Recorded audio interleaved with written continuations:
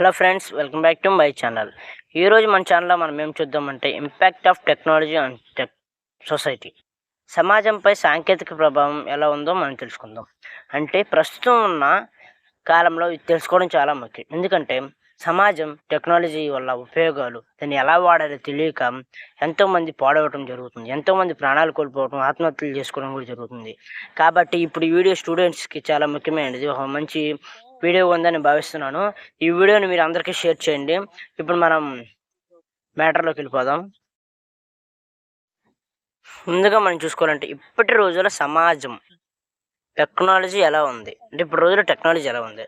ఇంకా మనం చూసుకుంటే ఇప్పటి సమాజం భోజనం చేయాలన్నా సరే ఇంటర్నెట్ కావాలి. టెక్నాలజీ అనేది అవసరం. ఇది లేనిదే చిన్నపిల్లలు కూడా భోజనం చేయరు. ఫర్ ఎగ్జాంపుల్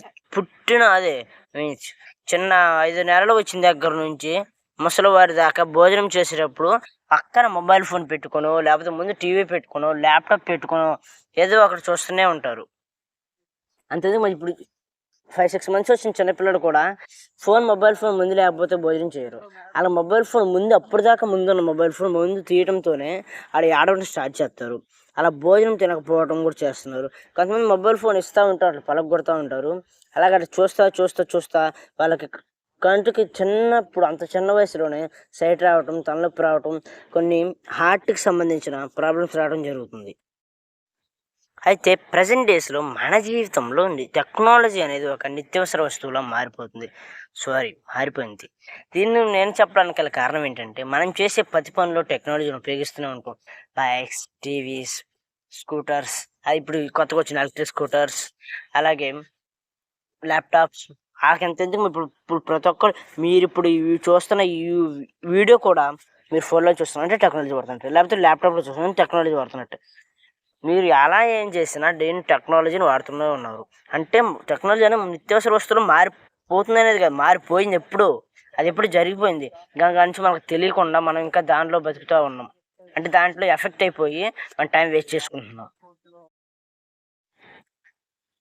అయితే ప్రస్తుతం మన ప్రపంచం జనాభా 8 బిలియన్స్ ఉండగా ఇందులో 5.3 బిలియన్స్ జనాభా టెక్నాలజీని వాడుతున్నారు. ఇది ప్రపంచ జనాభాలో 65.3%.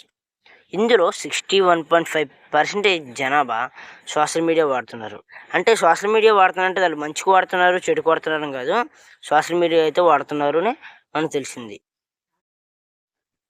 అయితే ఇప్పుడు మనం టెక్నాలజీ వల్ల ఉపయోగాలు అంటే టెక్నాలజీ మానవాళికి, విద్యార్థులకి, సమాజానికి ఎలా ఉపయోగపడుతుంది, దీని యొక్క ఉపయోగాలు ఏంటి, దీన్ని మనం ఎలా ఉపయోగించుకుంటున్నాం అనే విషయాన్ని ఇప్పుడు మనం తెలుసుకుందాం.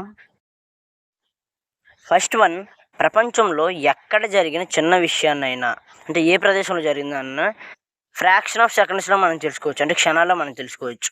అది చిన్న మారుమూల గ్రామాల్లో జరిగిన చిన్న అంటే జరిగిన మర్డర్స్ లాంటివి అయినా, అక్కడ ఉన్న ఏమైనా ప్రమాదాలు గుడిసెలు కాలిపోవటం, అక్కడ ఎవరైనా చనిపోవడం లాంటివి, అలాగే పెద్ద క్రికెట్ స్టేడియంలో జరిగే క్రికెట్ మ్యాచ్ల దాకా, అంటే అక్కడ ఏ ప్రదేశంలో, ఈ మారుమూల ప్రదేశం చిన్న ప్రదేశంలో అయినా, చిన్న ప్రదేశం దగ్గర నుంచి పెద్ద ప్రదేశం దాకా ఎక్కడ జరిగిన విషయాన్నైనా మనం క్షణాల్లో అది జరిగిన అమ్మట్లోనే మనకు తెలిసిపోతుంది.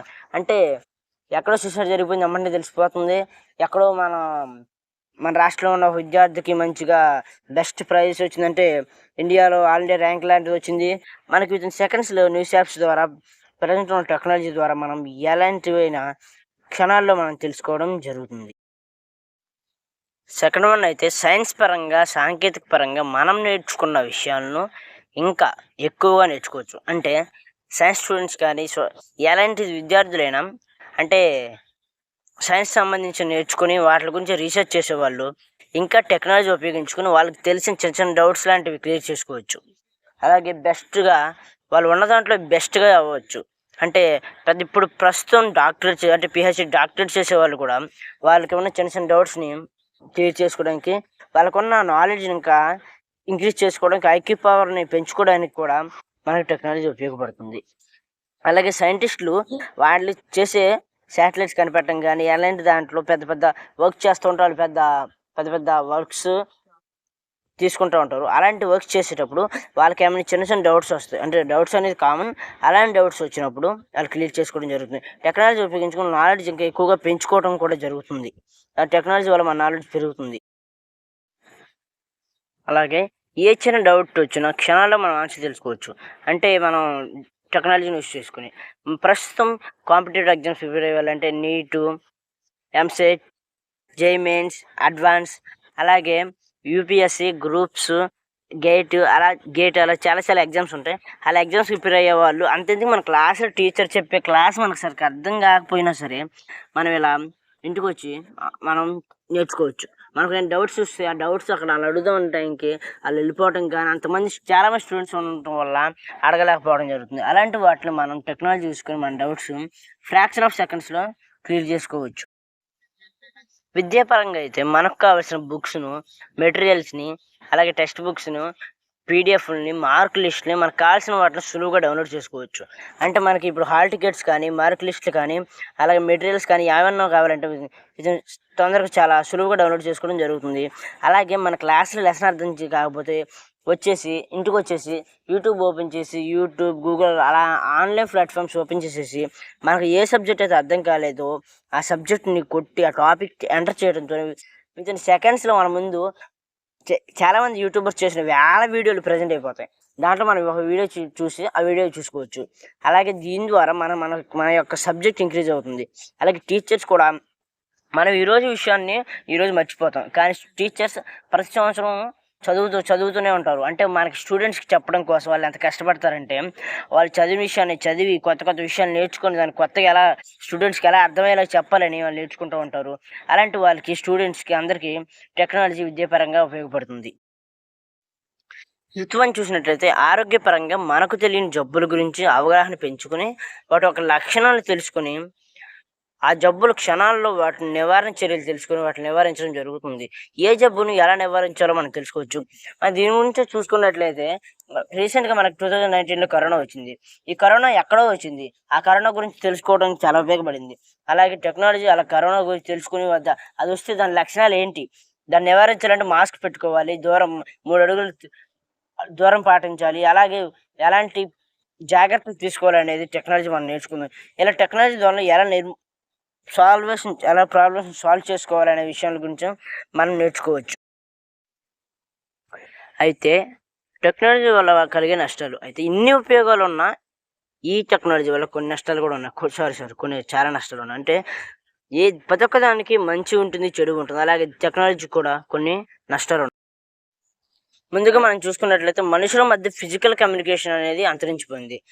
అంటే మనుషులు దగ్గర ఉంటారు, అంటే వాళ్ళు మాట్లాడుకోవడం అనేది జరగదు. అంటే ఇప్పుడు ఇంట్లో ఒక నలుగురు ఉన్నారంటే ఆ నలుగురికి 4 ఫోన్లు ఉన్నాయి, లేకపోతే ఒక టీవీ ఉంటుంది, 3 ఫోన్లు ఉంటాయి. అంటే ఎవరి పనులు వాళ్ళు చేసుకుంటున్నారు, కానీ వాళ్ళు ఇంట్లో ఉన్న అంటే మిగిలిన జనంతో మాట్లాడటం అనేది జరగట్లేదు. వాళ్ళు ఎలా బాధలు ఏంటో కూడా తెలుసుకోవడం అనేది లేదు. ఒకప్పుడు ఇంట్లో ఉన్నారంటే ఒక పల్లెటూరులలో ఒక ఫ్యామిలీ ఉంటుంది. ఈ ఫ్యామిలీ మొత్తం కలిసి ఈవినింగ్ అవడంతో అంటే చీకటి పట్టడంతోనే బయట మంచం వేసుకొని కాసేపు ఆ రోజు మొత్తం ఎలా ఉంది కొంచెం కథలు చెప్పుకుంటా కొంచెం డే మొత్తం కొంచెం హ్యాపీగా జరుగుతూ ఉండేది. అలాగ ఉన్న సమయంలో ఇప్పుడు మొత్తం ఫోన్లు రావడంతోనే ఒకళ్ళు ఆ మూలకి వెళ్తే ఒకళ్ళు ఈ మూలకి ఉంటారు. ఎవరు ఎక్కడ ఉంటారో కూడా తెలియదు. వాళ్ళ సీక్రెట్స్ లైఫ్, వాళ్ళ ఫోన్లు, వాళ్ళ టైం వాళ్ళకి సరిపోతుంది, కానీ పక్కన వాళ్ళకి టైం ఇవ్వడం సరిపోవటం లేదు. నెక్స్ట్ పాయింట్ చూసుకున్నట్లయితే ఈ టెక్నాలజీ వల్ల మన నిత్య జీవితంలో ఏటికైతే ఇంపార్టెన్స్ ఇవ్వాలో వాటికి ఇంపార్టెన్స్ ఇవ్వటం అనేది జరగడం లేదు. ఫర్ ఎగ్జాంపుల్ మనం చూసుకున్నట్లయితే న్యూస్ పేపర్కి ఇవ్వాల్సిన ఇంపార్టెన్స్ వేటు న్యూస్ ఛానల్కి ఇస్తున్నాం. ఇది మనకు ఎలా తెలుస్తుందంటే అప్పుడు ప్రతి ఇంటికి న్యూస్ పేపర్ వచ్చేది. అలాగే కాలేజీలకి, స్కూల్కి, హాస్టల్కి కూడా న్యూస్ పేపర్లు వస్తూ ఉండేవి. అలాగే న్యూస్ పేపర్లు అప్పుడు బాగా సప్లై ఎక్కువ ఉండేది. న్యూస్ పేపర్ల కంపెనీలు కూడా ఎక్కువ ఉండేవి, వాటికి ప్రాఫిట్ ఉండేది. దానివల్ల ఇండియా జిఎస్టీ చాలా అప్డేట్ అవుతూ ఉండేది. కానీ ప్రస్తుతం న్యూస్ పేపర్ అనేది తగ్గిపోయింది. అంత టెక్నాలజీ వల్ల వేటు న్యూస్ యాప్ అని, తెలుగు న్యూస్ యాప్ అని అసలుకి ఒక్కదానికి వేల యాప్స్ వచ్చి ఎన్ని యాప్స్ వచ్చి లెక్కేయడం కూడా మనం స్క్రోల్ చేసుకుని ప్లే స్టోర్లోకి వెళ్ళి స్క్రోల్ చేస్తా ఉంటే మనం చేసుకున్నప్పుడు నీ ఓపికరా బాబు అన్నంతగా చాలా యాప్స్ వచ్చాయి. కానీ న్యూస్ పేపర్ అనేది చదవడం చాలా ముఖ్యం కాబట్టి ఇప్పుడు అది మనం చేయాలి. కానీ న్యూస్ పేపర్ చదవడం అనేది అంతరించిపోయింది. ప్రజెంట్ అయితే చాలా రేర్గా ఉంది.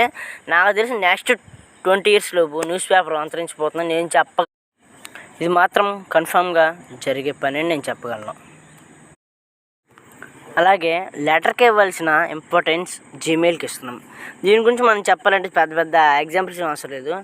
మనం చదువుకునే మన టెక్స్ట్ బుక్స్ అదే లాంగ్వేజెస్ అయినా తెలుగు, హిందీ, ఇంగ్లీష్లో మనకి లెటర్ రైటింగ్ అని ఒక టాపిక్ ఇవ్వడం జరుగుతుంది. దీనికి గల కారణం ఏంటని నేను సెర్చ్ చేస్తే నాకు తెలిసిన విషయం ఏంటంటే, ప్రజెంట్ సమాజంలో లెటర్ రైటింగ్ అనేది అంతరించిపోయింది చాలా వరకు. అయితే నాకు తెలిసి ఇప్పుడు లెటర్ రైటింగ్ అనేది చాలా రేరు, వాళ్ళకి ఎక్కడ కనపడట్లేదు. అయితే స్టూడెంట్స్ అయినా దాన్ని నేర్చుకొని దాన్ని పునరుద్ధరించి ప్రస్తుతం నెక్స్ట్ జనరేషన్కి అయినా దాన్ని మళ్ళీ రీక్రియేట్ చేస్తారని ఒక చిన్న ఆశతో వాళ్ళు ఇలా టెక్స్ట్ బుక్స్లో లెటర్స్ ఇవ్వడం జరుగుతుందని నేను తెలుసుకున్నాను. అయితే టెక్నాలజీని ఉపయోగించుకునే యువత 2 రకాలు.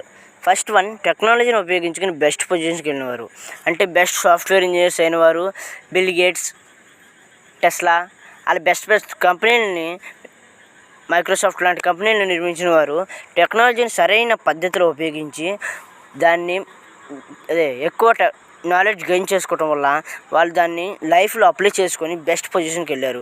అంటే టెక్నాలజీని ఉపయోగించుకోవడం వల్ల చాలా బెస్ట్ పొజిషన్కి మనం వెళ్ళగలుగుతాం. తర్వాత చూస్తే టెక్నాలజీని ఉపయోగించుకొని టైం వేస్ట్ చేసేవారు. దీని గురించి చెప్పాలంటే పెద్ద అవసరం లేదు. నాకు తెలిసినంత వరకు ఇప్పుడు ఉన్నవారు ప్రతి ఒక్కరిలో టెక్నాలజీ ఉపయోగించి టైం వేస్ట్ చేసేవారు. అంటే టెక్నాలజీని సరైన పద్ధతిలో ఉపయోగించుకోవడం వల్ల దాన్ని వేస్ట్ చేస్తున్నారు. అంటే టెక్నాలజీ దాన్ని క్రియేట్ చేయడానికి ఎంతైతే కష్టపడుతున్నారో ఆ విషయం కూడా తెలియకుండా టెక్నాలజీని వేస్ట్ చేయడం జరుగుతుంది. అంటే టెక్నాలజీ వేస్ట్ చేయడం అంటే ఎలా అంటే మనం డబ్బులు పోగొట్టుకోవడం లాంటివి, అలాగే టైం వేస్ట్ చేయడం, లెగ్సిన దగ్గర నుంచి రీల్స్ చూడటం, ఇన్స్టాగ్రామ్, అలాగే యూట్యూబ్ని కూడా ఎక్కువగా ఉపయోగించడం. అంటే దేనికైతే లిమిట్ ఉంటుంది, ఆ లిమిట్ దాటేసి పర్టికులర్ టైం లేకుండా షార్ట్స్ ఆన్ చేస్తారు. అలా షార్ట్స్ ఎన్నైతే వస్తాయో అన్ని స్క్రోల్ చేస్తూనే ఉంటారు. అలా టైంని ఉపయోగించుకోకుండా వేస్ట్ చేయడం చాలా తప్పు. కాబట్టి టైంని ఎప్పుడూ వేస్ట్ చేయకూడదు. అంటే ఒక్కసారి వెళ్ళిపోయిన సమయం మళ్ళీ తిరిగి రాదని ప్రతి ఒక్కరూ తెలుసుకోవాలి. అలాగే మితిమీరిపోతున్న టెక్నాలజీ అంటే సోషల్ మీడియా సైట్లకు అలవాటు పడ్డ యువత బుక్స్ అనే పదాన్నే మర్చిపోతున్నారని నేను తెలుసుకున్న ఒక విషయం. అయితే రీసెంట్గా అమెరికా చేసిన ఒక పరిశోధనలో ప్రతి 3 యువతలో ఒకళ్ళు బుక్స్ అనే పదాన్ని మర్చిపోయారని తెలిసింది. అంటే ఇప్పుడు ఒక 30 మంది ఉంటే అందులో 20 మంది మాత్రమే చదువుతున్నట్టు, 10 మంది బుక్స్ అని వదిలేసినట్టు.